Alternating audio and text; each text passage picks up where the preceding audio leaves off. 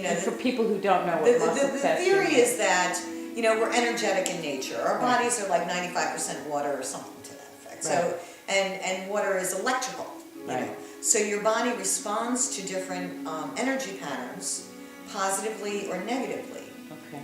When your body responds to something in a positive nature, all of your muscle structure stays firm. When it responds to something in a negative fashion, the muscle structure weakens to some degree. Doesn't mean you're going to be a wet noodle. It just means that it's a measurable difference that a trained kinesiologist can feel. So basically, as a kinesiologist, you're testing to see what weakens you.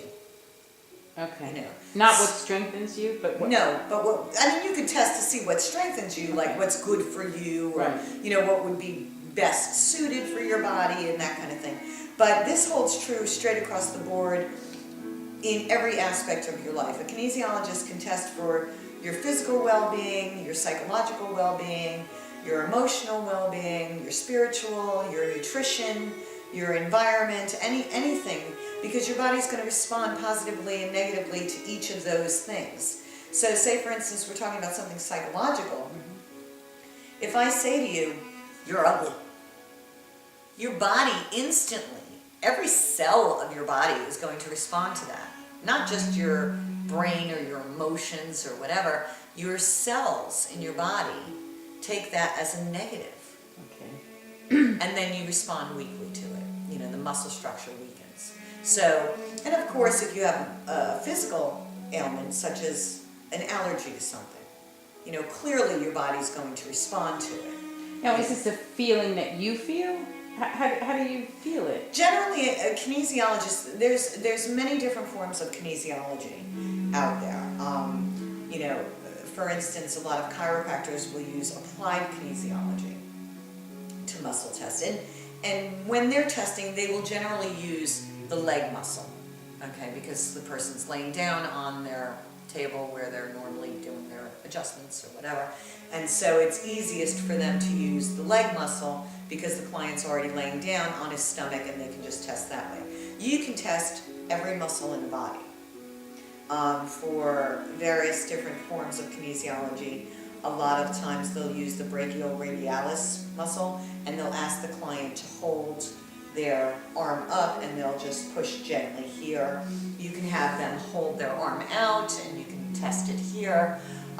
You know, for me, I test a little differently. I use a self-testing mode, which basically means that if I touch you, our energy patterns then create like a chain link, almost like a completed circuit that flows between you and I. As soon as we touch, that circuit will then flow between the two channels. And you can feel that? You can measurably feel it, yes. Wow. So you test the muscles, and you know, I work on more of a verbal kinesiology type of level. I mean, I will test energy patterns, you know, to see if someone's allergic to something or to see how their body's going to respond to something. But primarily my mode of focus as a kinesiologist is to verbally ask questions of the body, because the body can then respond with a yes and no answer, because yes would be positive, the muscle structure will stay firm, no would be negative. And so you're really tapping into that energy library. For lack of a better term, your body has recorded every moment of every day, of every nanosecond of your life from the point of conception. So it's like this little gremlin inside of you with this video camera that's just kind of like, you know, staying in there. And then, you know, when they change the tape, they put it in the library, you know, store it in the library. So all of those events are all recorded within that energy system of the body, okay? You know, I imagine that a lot of it's recorded in the brain, but we use like this much of our brain, so, you know, and thank goodness, you know, the brain has this wonderful little mechanism, this little shutdown window that prevents us from reliving every moment of every day of our life. Thank you know, God. because if we had to do that, we'd all be in straitjackets. Right. You know? So, you know, and we access those memories. I know that physical therapists or physical trainers, I always tell you about muscle memory. Mm-hmm. So basically what you're saying is that everything is recorded in your cells. Exactly. And it goes into this little data bank, if you will. Right. This energy data bank. And you can't lie. You can't. The body doesn't lie. The brain can say, and the mouth can say anything it wants. Right. You could be thinking one thing and saying something entirely different. The body doesn't do that. It doesn't know how to do that. Because you're removing the brain from the equation. You're removing the mind and the mouth. Right. And you're literally asking the body. So you're testing the body to say, hey, what's going on here? And it doesn't have that decision-making ability to say, should I tell her the truth? Or should I make something up? It doesn't have that decision-making ability. So the body doesn't lie. So you can access this information rather accurately, depending on the quality of the kinesiologist. Right. But I will preface this by saying that a kinesiologist is not a doctor, and they are not licensed, and they do not have the authority to treat, diagnose, prevent, or cure any disease. So, in a broad sense, it's almost an information system, and the client is responsible to take that information and process it in any way they see fit for their health and well-being. I would never say to someone, I think you have cancer, I think you should do this, and this. That's not my job. My job is to convey the information that's coming from the body. What the client chooses to do with it is entirely up to them. Could you detect a tumor? That's a great question. Could I? Probably. Would I say it's a tumor? No, never. Because what I'm reading is the energy. I'm not reading the physical aspect of it. I'm only looking at the energy patterns. And what happens in the body is that the energy develops long before the physical manifestation.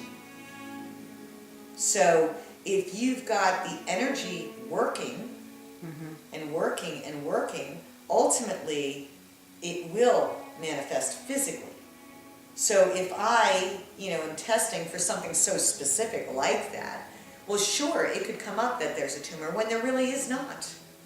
Because the energy's there for it to develop. Oh. It doesn't necessarily mean it's there. Interesting. But it's certainly not my job to tell them that they have a tumor. Right. There's been many times when I've told the client, it might benefit you to go for a mammogram. Or, you might want to call your doctor and have this checked out. And then was it validated? There's been times, absolutely. And there's been times that, there were not necessarily a tumor per se, but other things that were discovered, like a pre-existing condition or a, what do they call that? Like a prerequisite or like a node or a cyst or... No, not necessarily even that, but when someone's very susceptible. Pre-exposed or no, that's not the right word. I don't know. But whatever that word is. Yeah. Whatever that, that they have a high chance of getting that particular thing. Right. So, and the body may say, look, I need to go to the doctor for this reason or that reason. It's not my job to figure out what that is. Right. My job is to work, side by side in conjunction with doctors and hospitals. I would never work against them. That would just be foolish. I know a lot of natural... I'm sure there's certain doctors that think you're full of baloney. There are, but there are also a lot of doctors that I've personally worked with already who, see that differently. So,